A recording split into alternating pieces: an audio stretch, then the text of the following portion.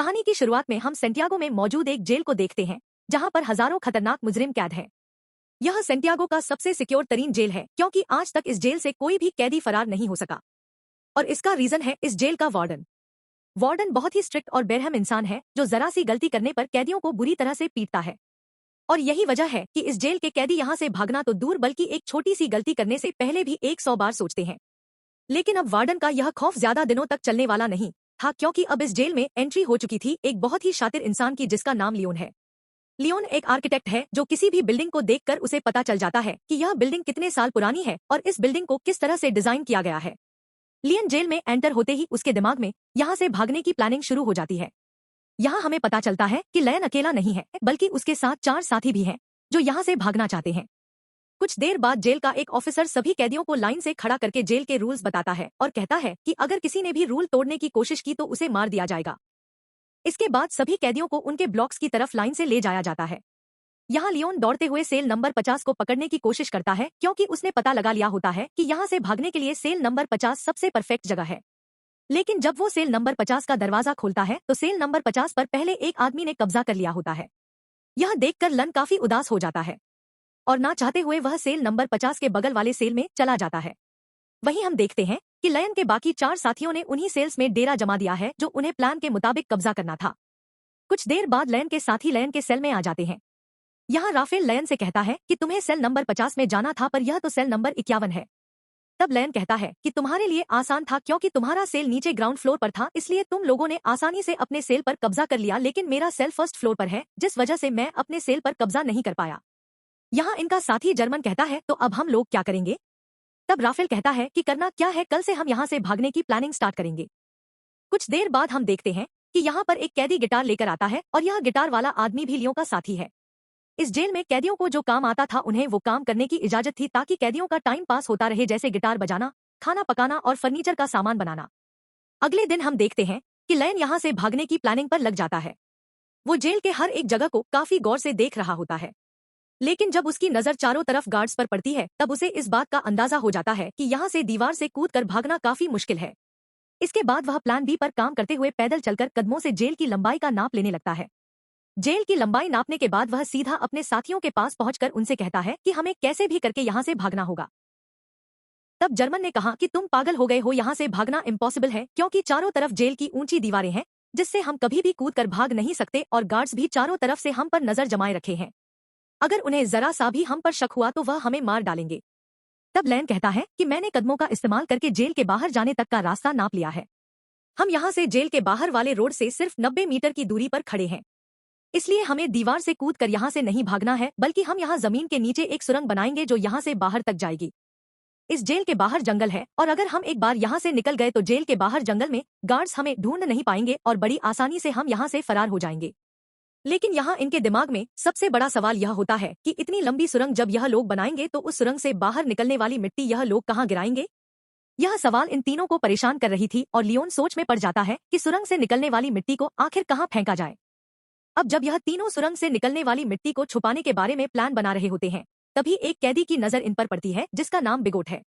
बिगोट एक धोखेबाज इंसान है, जो इस जेल के वार्डन के साथ मिला हुआ है, और जब भी वह किसी कैदी को जेल से भागने या फिर कोई रूल तोड़ते हुए देखता है तब बिगोट चुपके से सीधा जाकर गार्ड्स को शिकायत लगा देता है।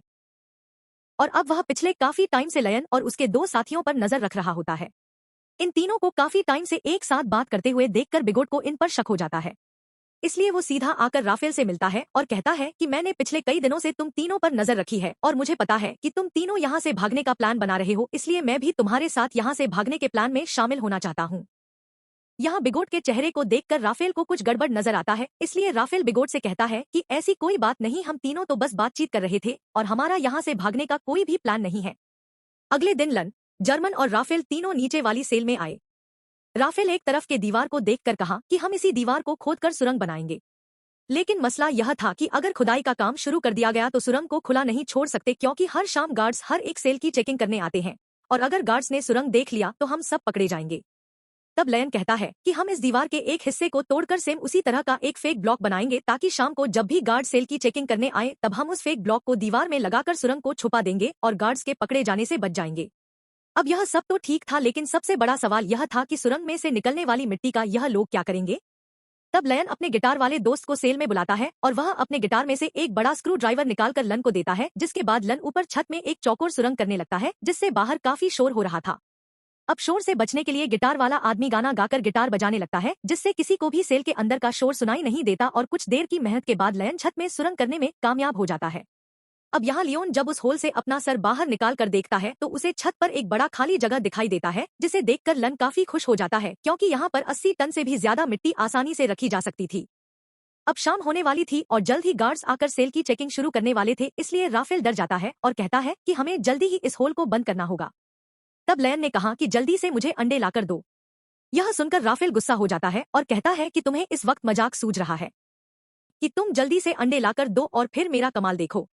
यह सुनकर राफेल अंडे लेने जाता है और लयन जर्मन के साथ मिलकर छत के गिरे हुए मलबे को और तोड़ते हैं और उसका मिट्टी बना लेते हैं। कुछ देर बाद राफेल जल्दी से अंडे लेकर आ जाता है। तब लयन उस मलबे से बनाई गई मिट्टी को एक बाल्टी में डाल देता है, साथ ही वह उस बाल्टी में चूना भी डालता है और फिर उसके अंदर अंडे मिक्स कर देता है। वहीं इनका साथी जो बाहर गिटार बजा रहा होता है वह अपने गिटार में एक अलग धुन बजाना शुरू कर देता है, जो खतरे की एक वार्निंग होती है, यानी कि सिक्योरिटी गार्ड सेल्स की चेकिंग लेने के लिए आ रहे हैं। तब सेल के अंदर मौजूद लोग भी उस खतरे की घंटी को सुन लेते हैं और समझ जाते हैं कि गार्ड्स आ रहे हैं, इसलिए यह सभी लोग और भी जल्दी से काम करने लगते हैं और यह लोग उस मलबे को आटे की तरह गूंद कर उसका एक ब्लॉक बनाते हैं, जिसके बाद यह लोग उस ब्लॉक को ऊपर होल में फिट कर देते हैं और नीचे से उस जगह पर एक पोस्टर लगा देते हैं। कुछ देर बाद गार्ड्स उनके सेल के अंदर आ जाते हैं और वो गार्ड्स लन और उसके दोस्तों को उनकी सेल से बाहर निकालते हैं। गार्ड्स उनके सेल की अच्छी तरह से चेकिंग लेते हैं, लेकिन अंदर उन्हें कुछ भी नहीं मिलता। तब एक गार्ड को ऊपर छत पर लगा वही पोस्टर दिखाई देता है, लेकिन जैसे ही गार्ड उस पोस्टर को उतारने वाला होता है तभी उसे बाहर से उसका ऑफिसर उसे बुला लेता है, जिसे सुनकर वह गार्ड उस पोस्टर को बिना निकाले ही चला जाता है और इस तरह से इन सब की जान बच जाती है। अब यहाँ इन लोगों को इस जेल में 34 दिन हो चुके थे और उन्हें जल्द ही इस जेल से निकलना था, इसलिए लियोन और जर्मन ऊपर छत पर चढ़कर लकड़ी का खोखला बॉक्स बनाते हैं और उस लकड़ी के बॉक्स में यह लोग सफेद सीमेंट भरकर छत पर रख देते हैं। कुछ दिन बाद उनका ब्लॉक तैयार हो जाता है। अब बारी थी सुरंग बनाने की, जिसके बाद यह लोग खुदाई के काम पर शुरू हो जाते हैं। यह लोग दीवार का सबसे नीचे का हिस्सा पहले से बने हुए उस ब्लॉक के अनुसार काटने लगते हैं, लेकिन खुदाई करते वक्त काफी शोर हो रहा था, जिसकी आवाज कुछ गार्ड सुन लेते हैं और गार्ड उनके सेल की तरफ बढ़ने लगते हैं। पर गार्ड के पहुंचने से पहले ही उनके गिटार वाला साथी आकर उन्हें बता देता है कि कुछ गार्ड सेल की तरफ आ रहे हैं। यह सुनकर सभी लोग काफी डर जाते हैं, क्योंकि उन्होंने दीवार का जो हिस्सा काटा था वह हिस्सा उनके बनाए हुए ब्लॉक से छोटा था, जिसमें वह ब्लॉक फिट नहीं हो सकता था। अब जब उन्हें कोई दूसरा रास्ता नजर नहीं आता तब ये लोग जल्दी से टूटी हुई दीवार के मलबे को इकट्ठा करते हैं और जिस जगह यह लोग सुरंग बना रहे थे वहां ये लोग काफी बारीकी से सामान रखकर उस जगह को छुपाते हैं और अपने अपने काम में लग जाते हैं, ताकि गार्ड को उन पर शक न हो। कुछ देर बाद एक गार्ड उनके सेल के अंदर आता है और वह गार्ड इनके सेल के चारों तरफ नजर घुमाकर चेक करता है कि कहीं यह लोग यहाँ से भागने की प्लानिंग तो नहीं कर रहे, पर उसे कुछ भी गड़बड़ नहीं नजर आता, इसलिए वह गार्ड वहां से चला जाता है। गार्ड के जाते ही यह लोग रेडियो का आवाज तेज कर लेते हैं और फिर से खुदाई के काम पर लग जाते हैं। कई घंटों की मेहनत के बाद फाइनली यह लोग ब्लॉक के शेप का एक परफेक्ट हिस्सा काट लेते हैं और सफेद सीमेंट के उस ब्लॉक को वहां पर फिक्स कर देते हैं। अब यहाँ खुदाई से निकले हुए मलबे को यह लोग एक बैग में भर लेते हैं और उस बैग को ऊपर वाले सेल में ले जाते हैं, जहां उन्होंने पहले से सेल की छत को तोड़कर होल बनाया था और उस होल को उन्होंने अंडे और मलबे को मिक्स करके एक छोटा सा ब्लॉक बनाकर छुपा दिया था। यह लोग उस ब्लॉक को निकालकर उसके ऊपर जो खाली जगह होती है वहां पर यह लोग मिट्टी जमा करना शुरू कर देते हैं। छत पर मिट्टी रखने के बाद यह लोग छत वाले ब्लॉक को वापस लगाकर उसे व्हाइट सीमेंट से कवर कर देते हैं और उसे वापस से फोटो से ढक देते हैं। इसी तरह रोजाना वह गिटार वाला उनका साथी गिटार बजाकर लोगों का ध्यान भटकाता है, साथ ही वह पुलिस पर भी नजर रखता है और लन, राफेल और जर्मन नीचे वाली सेल में सुरंग को खोदते हैं और जो मिट्टी सुरंग से निकलती है यह लोग उस मिट्टी को अलग अलग बैग में निकालकर अलग अलग तरीके से ऊपर वाली सेल की छत पर जमा करने लगते हैं। इस तरह से यह लोग पूरे दिन का एक रूटीन बना देते हैं और कई दिनों तक उनकी खुदाई का काम बड़ी चालाकी से चलता रहता है। लेकिन एक कैदी जिसका नाम ऑस्कर है, उसे इन लोगों पर शक हो जाता है, क्योंकि वह पिछले कई दिनों से इन लोगों को नोट कर रहा था। वह देखता है कि यह लोग हर रोज एक ही पैटर्न को फॉलो करते हुए नीचे के सेल से ऊपर वाले सेल पर जाते हैं, साथ ही यह लोग हमेशा हाथ में बैग या फिर बाल्टी लेकर ऊपर जाते हैं। यह सब देखकर ऑस्कर को उन पर शक हो जाता है, लेकिन वह किसी से भी कुछ नहीं कहता, बस चुपचाप उन पर नजर रखता है। अब यहाँ इन लोगों को इस जेल में 70 दिन बीत चुके थे और लियो जब सुरंग को नापता है तो उसे पता चलता है कि 70 दिनों में हमने सिर्फ 5 मीटर सुरंग बनाई है। यह देखकर लन काफी मायूस हो जाता है और लन समझ जाता है कि हम 5 लोग इस सुरंग को इस तरह से कभी भी कंप्लीट नहीं कर पाएंगे। इसलिए वह अपने साथियों से कहता है कि हमें इस सुरंग को कंप्लीट करने के लिए और आदमियों की जरूरत पड़ेगी, और अगर हम 5 लोग इसी रफ्तार से मिट्टी निकालते गए तो इस सुरंग को कंप्लीट करने में हमें 5 साल लग जाएंगे, इसलिए हमें सुरंग को और तेजी से खोदना होगा। वहीं उनका साथी जर्मन जब बैग में मिट्टी भरकर ऊपर ले जा रहा था तभी एक पुलिस वाला उसे रोक लेता है और जर्मन से पूछता है कि इस बैग में क्या है। तब जर्मन कहता है कि कुछ खास नहीं, बस मेरी जरूरत का कुछ सामान है। यह सुनकर वह पुलिस वाला जर्मन से कहता है कि अच्छा ठीक है, चलो अब बैग खोल कर दिखाओ। यह सुनकर जर्मन घबरा जाता है और जर्मन को लगता है कि आज हम सभी पकड़े जाएंगे, लेकिन जब जर्मन अपना बैग खोलता है तो उसमें कुछ सामान रखा गया था। दरअसल जर्मन ने पहले से बैग में मिट्टी नीचे छुपाई होती है और सामान ऊपर रख दिया होता है, लेकिन गार्ड को जर्मन पर शक होता है, इसलिए वह गार्ड जर्मन से कहता है कि मेरे पीछे चेकिंग रूम में आओ। तब जर्मन बड़ी चालाकी से नीचे बैठा अपने साथी लन के साथ उसी तरह का सेम एक दूसरा बैग बदलकर गार्ड के पीछे चेकिंग रूम में चला जाता है। चेकिंग रूम में जब वह गार्ड जर्मन के बैग को अच्छी तरह से चेक करता है तो उसके अंदर सामान के अलावा कुछ भी नहीं मिलता, जिसके बाद वह गार्ड जर्मन को जाने देता है।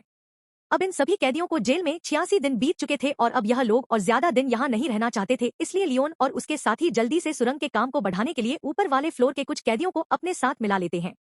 यहाँ लियोन उन नए कैदियों को दीवार से ब्लॉक हटाकर सुरंग भी बताता है। यह देखकर वो कैदी फौरन इनके साथ मिलकर काम करने को मान जाते हैं, क्योंकि वह सोचते हैं कि अगर 5 लोग मिलकर 7 मीटर लंबा सुरंग खोद सकते हैं तो हम सब एक साथ मिलकर जल्द ही इस सुरंग को पूरा कर लेंगे। और साथ ही इन नए आने वाले कैदियों में कुछ कैदी ऐसे भी थे जिन्हें फांसी होने वाली थी, इसलिए वह लोग तो पहले से यहाँ से भागने का चांस ढूंढ रहे थे। अब लियोन जब समझ जाता है कि सभी कैदी सुरंग के लिए तैयार हो चुके हैं, तब लियोन उन्हें अपना प्लानिंग बताते हुए कहता है कि हम डेली 1 घंटे की शिफ्ट में काम करेंगे।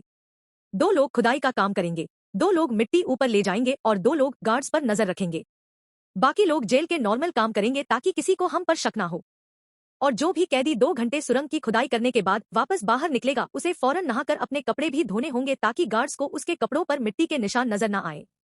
अब इन लोगों का काम काफी तेजी से चल रहा होता है और यह लोग रोजाना 100 किलो मिट्टी एक दिन में निकालने लगते हैं। अब यहाँ हमें पता चलता है कि लयन ने ऊपर वाले फ्लोर के कैदियों को इसलिए चुना ताकि इन्हें बैग या फिर बाल्टी में ऊपर मिट्टी ले जानी नहीं पड़े और इस तरह से यह लोग गार्ड्स के नजरों में भी आ सकते थे। इसलिए यह लोग नीचे जिस सेल में खुदाई कर रहे थे उसी सेल के छत में एक होल कर देते हैं ताकि सीढ़ियों से मिट्टी ऊपर ले जाने के बजाय डायरेक्ट होल से ऊपर वाले सेल के कैदियों को मिट्टी पास कर दी जाए। इस तरह से उनके पकड़े जाने का रिस्क भी कम हो जाता है और काम की स्पीड भी काफी बढ़ जाती है। जब भी कोई कैदी सुरंग में खुदाई कर रहा होता है तब यह लोग रेडियो की आवाज बढ़ा देते और बाहर सभी कैदी गार्ड्स को ऐसा दिखाते कि जैसे सब कुछ नॉर्मल हो। और जब भी उन्हें गार्ड्स का कोई खतरा नजर आता तब यह लोग उस सेल के दरवाजे पर नॉक करके खतरे की घंटी बजा देते, जिससे अंदर खुदाई के काम पर लगे कैदी सेल में सारा सामान पहले की तरह करके अपने अपने काम पर लग जाते। इस तरह से यहाँ से भागने के प्लानिंग में शामिल हर एक कैदी रूटीन के मुताबिक अपना अपना काम करते हैं और हर शाम को यह लोग इकट्ठा होकर आगे की प्लानिंग बनाने लगते हैं ताकि गार्ड्स को किसी पर भी शक ना हो और सब कुछ परफेक्ट तरीके से चलता रहे। लेकिन शाम को जब यह लोग फुटबॉल खेल रहे होते हैं तब एक कैदी जिसका नाम ऑस्कर है वह राफेल के पास आता है और राफेल को बताता है कि मुझे पता है कि तुम लोग सुरंग खोदने की कोशिश कर रहे हो, इसलिए मैं भी तुम्हारी टीम में शामिल होकर तुम्हारा साथ देना चाहता हूँ। तब राफेल ऑस्कर को लन के पास ले जाता है और लियो ऑस्कर को भी अपनी टीम में शामिल कर देता है।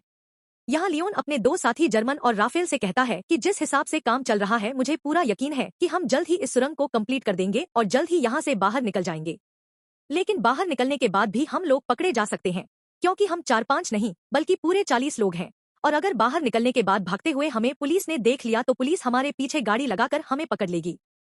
इसलिए हमें यहाँ से बाहर निकालने के लिए बाहर के एक बंदे की जरूरत होगी जो हमारा यहाँ से बाहर निकलते ही हमारे लिए एक बस तैयार रखे। अब यहाँ यह लोग सोच में पड़ जाते हैं कि बाहर से हमारी कौन मदद कर सकता है। तब लयन कहता है, राफेल तुम्हारी वाइफ पॉलिना हमारी बाहर से मदद कर सकती है और हम लोग उस पर विश्वास भी कर सकते हैं, इसलिए तुम्हें अपनी वाइफ से मदद मांगनी होगी। अब यहाँ रहते हुए सभी कैदियों को 182 दिन बीत जाते हैं और आज सभी कैदियों से उनके घर वाले मिलने आए होते हैं। यहाँ पर राफेल की वाइफ भी आई होती है। तब राफाल अपनी वाइफ पोलिना को उनके पूरे प्लान के बारे में बताता है और कहता है, हमें तुम्हारी बाहर से मदद चाहिए होगी, इसलिए बाहर तुम्हें कुछ लोगों के साथ जुड़कर हमारे लिए एक बस का इंतजाम करना होगा। पोलिना मान जाती है और वह वहां से चली जाती है। अब जेल में सुरंग खोदते हुए इन कैदियों को 205 दिन बीत चुके थे और इन लोगों ने सुरंग को भी काफी लंबा कर दिया था। लेकिन एक दिन इनका साथी जो गिटार बजाया करता था वह जब सुरंग के अंदर खुदाई के काम पर लगा होता है तभी वहां पर सेल की चेकिंग के लिए गार्ड्स आ जाते हैं। यह देखकर बाहर खड़ा राफेल और लन काफी ज्यादा घबरा जाते हैं, क्योंकि पिछले कई दिनों से रात में सेल की चेकिंग होती थी, लेकिन आज गार्ड्स दोपहर में सेल की चेकिंग करने आए हैं, जैसे उन्हें शक हो गया हो कि जेल में कोई सुरंग खोदने की कोशिश कर रहा है। और गार्ड्स को देखकर लियन दौड़ते हुए अंदर जाकर सभी को वार्न कर देता है और कहता है कि जो भी सामान यहाँ वहाँ बिखरा पड़ा है उन्हें जल्दी से छुपा दो। यह सुनकर जो लोग काम पर लगे हुए होते हैं वह सभी सुरंग का काम छोड़कर अपने अपने काम पर लग जाते हैं। यहाँ इस गिटार वाले के साथ जो दूसरा साथी सुरंग में गया होता है वह भी बाहर आने लगता है, लेकिन गिटार वाला अंदर फंस जाता है क्योंकि वह सुरंग के बिल्कुल एंड में काम कर रहा था। लेकिन जैसे तैसे करके वह भी बाहर निकलने की कोशिश करता है, पर वह जान चुका था कि मेरे निकलने से पहले गार्ड सुरंग तक पहुंच चुके होंगे। अब यहाँ सभी लोग डरे होते हैं और उन्हें लगता है कि आज हम सभी पकड़े जाएंगे। लेकिन यहाँ राफेल समझदारी से काम लेते हुए सभी कैदियों को इकट्ठा करके गार्ड्स के सामने आकर खड़ा हो जाता है और गार्ड्स को आगे बढ़ने से रोक देता है। यह देखकर पुलिस ऑफिसर को गुस्सा आ जाता है और पुलिस कैदियों पर हमला कर देती है। यहाँ कैदी भी पुलिस का मुकाबला करते हैं और पुलिस को रोकने की कोशिश करते हैं ताकि इनका साथी जो सुरंग में फंसा हुआ है वह बाहर आ सके। वहीं हम देखते हैं कि इनका वह गिटार वाला साथी अब सुरंग से बाहर आ चुका है। वह जल्दी से उस सीमेंट के ब्लॉक को सुरंग में फिट कर देता है और जब वह सेल का दरवाजा खोल कर देखता है तो बाहर कोई भी नहीं होता। दरअसल गार्ड्स पर हमला करने के जुर्म में सभी कैदियों के कपड़े निकालकर बाहर धूप में खड़ा कर दिया गया होता है। कुछ देर बाद वहां पर जेल का वार्डन आता है। वार्डन कहता है कि इन सभी को बिना कपड़ों के सूरज के ढलने तक यहीं पर खड़ा रखो और एक दिन के लिए इनका खाना बंद कर दो। दूसरी तरफ राफेल की वाइफ पोलिना एक चर्च में जाकर लियोन के पिता से मिलती है। लियोन के पिता एक पादरी थे। यहाँ लियोन का एक पुराना दोस्त भी आता है। तब राफेल की वाइफ पोलिना लियोन के फादर और उसके दोस्त को लियोन का पूरा प्लान समझा देती है और कहती है कि हमें उन्हें बचाने के लिए एक बस का इंतजाम करना होगा। तब लियोन का दोस्त भी इनकी मदद करने के लिए तैयार हो जाता है और कहता है कि बस का इंतजाम मैं कर लूंगा। वहीं दूसरी तरफ जेल में राफेल से उसकी वकील मिलने आती है। यहाँ जेल का वार्डन राफेल को सिगरेट देने लगता है, पर राफेल सिगरेट लेने से इनकार कर देता है। लेकिन राफेल वार्डन के सिगरेट के डिब्बे को पहचान लेता है कि वार्डन कौन से ब्रांड का सिगरेट पीता है। अब यहाँ इन लोगों को इस जेल में रहते हुए 1 साल से भी ज्यादा टाइम बीत चुका था और इन लोगों ने सुरंग को भी काफी लंबा कर दिया था। दिन रात मेहनत के बाद अब सुरंग भी जल्द कंप्लीट होने वाला था। लेकिन एक दिन सुरंग में इनका एक साथी जब काम कर रहा होता है तभी अचानक वह बेहोश हो जाता है क्योंकि इतनी गहराई में ऑक्सीजन की कमी होती है। अच्छी बात यह थी कि राफेल उसके पीछे होता है और राफेल जैसे तैसे करके उस आदमी को बाहर निकाल देता है। शाम को यह लोग मीटिंग करते हैं कि अब सुरंग काफी लंबा हो चुका है, जहां अंदर ऑक्सीजन न होने की वजह से सांस लेने में तकलीफ होती है, इसलिए हमें कुछ करना होगा। यहाँ पर एक आदमी होता है जो जेल में काम करता है। उसके पास एक मशीन होती है जिससे यह लोग पंखा लगाकर सुरंग के एंड तक ऑक्सीजन पहुंचा सकते हैं। राफेल उस आदमी से कहता है कि अगर तुम हमें यह मोटर दोगे तो हम तुम्हें अपने साथ शामिल कर लेंगे। वह कैदी मान जाता है और फिर यह लोग उस मोटर में एक पंखा लगाकर प्लास्टिक के पाइप के जरिए सुरंग के एंड तक ऑक्सीजन पहुंचाने में कामयाब हो जाते हैं और अब सुरंग के एंड में काम करने वाले लोगों को सांस लेने में तकलीफ नहीं होती। इस तरह से इनका काम फिर से जारी हो जाता है। लेकिन अब जेल के वार्डन को कैदियों पर शक होने लगता है, इसलिए जेल का वार्डन अपने पास एक कैदी को बुलाता है जिसका नाम बिगोट है। वार्डन बिगोट को सिगरेट का पैकेट देता है और उससे कहता है कि मुझे जेल में कुछ ना कुछ गड़बड़ नजर आ रहा है, इसलिए तुम्हें कैदियों पर नजर रखनी होगी कि वह क्या करने की कोशिश कर रहे हैं। और बिगोट मान जाता है। दरअसल बिगोट को अभी तक पता नहीं होता कि जेल में कैदी सुरंग खोदने की कोशिश कर रहे हैं। अब यहाँ इन लोगों को सुरंग खोदते हुए इस जेल में 514 दिन बीत जाते हैं और उन्होंने अब जेल के बाहर तक सुरंग खोद दी होती है। अब जहाँ तक उन्होंने सुरंग खोदी होती है वहाँ पर राफेल नीचे से एक छोटा सा सुरंग करके ऊपर एक लाल कलर का लिक्विड गिरा देता है ताकि बाहर राफेल की वाइफ और लियोन के साथी को पता चल जाए कि सुरंग यहाँ तक खोदी जा चुकी है। वहीं बिगोट को राफेल और उसके साथी लियोन पर शक तो होता है, पर उसे पूरा यकीन नहीं होता कि यह लोग सच में सुरंग खोद रहे हैं। इसलिए बिगोट अपने शक को यकीन में बदलने के लिए राफेल के पास आकर उसे कहता है कि अगर तुम लोग यहाँ से भागने की प्लानिंग कर रहे हो तो प्लीज मुझे भी अपने साथ शामिल कर लो, मैं यहाँ थक चुका हूँ। बाहर मेरी वाइफ और मेरी बेटी मेरा इंतजार कर रही है। यह सुनकर राफेल को बिगोट पर तरस आ जाता है, इसलिए राफेल बिगोट को सुरंग के बारे में बताने ही वाला होता है कि तभी राफेल बिगोट के हाथ में सिगरेट का पैकेट देख लेता है और यह वही पैकेट होता है जो कुछ दिन पहले राफेल ने वार्डन के पास देखा था। इसलिए राफेल समझ जाता है कि बिगोट वार्डन के साथ मिला हुआ है। यह सब समझते ही राफेल बिगोट को कुछ भी नहीं बताता। दूसरी तरफ लियोन का बाहर जो पुराना दोस्त होता है वो अपने कुत्ते को साथ लेकर रनिंग के बहाने जेल के करीब आता है और उस लाल कलर के लिक्विड को देख लेता है। अगले दिन लियोन का पिता लिन को जेल में आकर बताता है कि तुम लोगों ने बाहर जो रेड कलर का लिक्विड गिराया था वो हमने देख लिया है। तुम लोग जेल के बाउंड्री के बाहर तो आ चुके हो, पर अभी भी तुम लोग सही जगह पर नहीं पहुंचे, इसलिए तुम लोगों को अभी भी 40 फीट और भी सुरंग खोदना होगा। इसके बाद यह लोग फिर से सुरंग को और लंबा करने लगते हैं और अब बस कुछ ही दिन के खुदाई के बाद इनका सुरंग कंप्लीट होने वाला था। लेकिन अब इन लोगों के साथ जो कुछ होने वाला था उसके बारे में उन्होंने बिल्कुल भी सोचा नहीं था। एक दिन जब इनका एक साथी सुरंग की खुदाई के काम पर लगा होता है तभी अचानक एक बहुत ही बड़ा भूकंप आता है जिससे जेल की दीवारें हिलने लगती हैं। लियोन उस वक्त अपने दोस्तों के साथ बाहर फुटबॉल मैच देख रहा था। भूकंप के झटके महसूस होते ही वो तेजी से सुरंग की तरफ भागा। यहाँ गार्ड्स सभी कैदियों को जेल से बाहर निकालने लगते हैं ताकि कहीं इन पर जेल की दीवारें ना गिर जाएं और लन भी जैसे तैसे करके सुरंग के अंदर फंसे हुए अपने साथी को बाहर निकाल लेता है। अब लन ने अपने साथी को तो बचा लिया था, लेकिन अब उसे डर था कि कहीं भूकंप की वजह से अंदर से सुरंग टूट नहीं गया हो, इसलिए लयन फिर से सुरंग के अंदर जाता है और अंदर जाकर वो देखता है कि सुरंग पूरी तरह से सेफ है। यह देखकर लन को सुकून मिल जाता है। अब जब इनके सुरंग का काम पूरा होने वाला होता है तब लियोन जाकर जेल के एक कैदी से मिलता है जो कि व्हील चेयर पर होता है। लन उससे कहता है कि हम जल्द ही यहाँ से भागने वाले हैं, इसलिए मैं चाहता हूँ तुम भी हमारे साथ चलो। लेकिन वो व्हील चेयर पर बैठा आदमी कहता है, तुम जल्द से जल्द यहाँ से भाग जाओ और मेरी चिंता मत करो, मैं तुम्हारे साथ नहीं आ पाऊंगा। अब फाइनली वो दिन आ गया जिस दिन ये लोग इस जेल से भागने वाले थे, और जैसे ही सभी कैदी रात को टीवी देखने में मशरूफ होते हैं तब वो सभी कैदी जो यहाँ से भागने की प्लानिंग में शामिल थे वह सभी एक एक करके उठकर जाने लगते हैं। यहाँ किसी को भी इन पर शक नहीं होता क्योंकि सबका ध्यान टीवी में रोमांटिक फिल्म पर होता है और भागने वाले सभी कैदी सुरंग वाले सेल में आ जाते हैं और यहाँ एक एक करके सभी कैदी सुरंग में उतरने लगते हैं। वहीं बी गॉड जब टीवी देख रहा होता है तब उसका ध्यान पीछे की तरफ जाता है और वह देखता है कि यहाँ से तो कई सारे कैदी जा चुके हैं। यह देखकर उसे शक हो जाता है और वह सीधा राफेल के सेल की तरफ बढ़ने लगता है। लेकिन बीच रास्ते में व्हील चेयर वाला आदमी बिगोट को रोक लेता है, पर बिगोट इस आदमी को धक्का देकर गिरा देता है, जिसके बाद वो सीधा राफेल के सेल में आ जाता है जहां उसे सुरंग दिखाई देता है। साथ ही वहां पर ऑस्कर भी खड़ा होता है और ऑस्कर यहां से निकलने वाला आखिरी कैदी होता है। लेकिन अब जब बिगोट को सारी सच्चाई का पता चल गया होता है तब वह पुलिस को बुलाने के लिए जाता है, लेकिन ऑस्कर उसे पकड़ लेता है। इस दौरान इन दोनों के बीच फाइट छिड़ जाती है और बिगोट ऑस्कर को स्क्रूड्राइवर से बाजू पर मारकर बुरी तरह से घायल कर देता है। लेकिन ऑस्कर बुरी तरह से घायल होने के बावजूद भी बिगोट को जाने नहीं देता और बिगोट को मार मार कर बेहोश कर देता है। अब ऑस्कर भी सुरंग में जाने की कोशिश करता है, पर उसका बाजू बुरी तरह से घायल होने की वजह से वह सुरंग में नहीं जा पाता। दूसरी तरफ सभी कैदी सुरंग के अंदर धीरे धीरे आगे बढ़ रहे होते हैं और बढ़ते बढ़ते यह लोग सुरंग के एंड तक पहुंच जाते हैं, जहां बाहर से लियोन का पुराना दोस्त सुरंग का ऊपर से हिस्सा खोल देता है और वह एक एक करके सभी कैदियों को हाथ से पकड़कर बाहर निकालता है। बाहर निकलने के बाद सभी कैदी जल्दी से अपने कपड़े बदल लेते हैं और तभी उन्हें सामने के ब्रिज पर एक बस आते हुए दिखाई देती है, जिसे देखकर यह सभी लोग उस बस की तरफ दौड़ने लगते हैं और सभी बस में बैठ जाते हैं।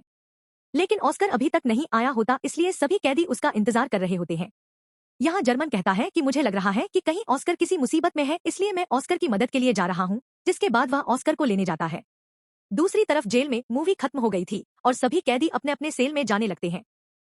तब यहाँ वह व्हील चेयर वाला कैदी सभी को आकर बता देता है कि राफेल के सेल में एक सुरंग है जहाँ से तुम लोग भाग सकते हो। यह सुनकर सभी कैदी उस तरफ भागने लगते हैं, जिसे देखकर गार्ड्स को भी इन पर शक हो जाता है और वह गार्ड्स वहां पर और भी गार्ड्स को बुला लेते हैं।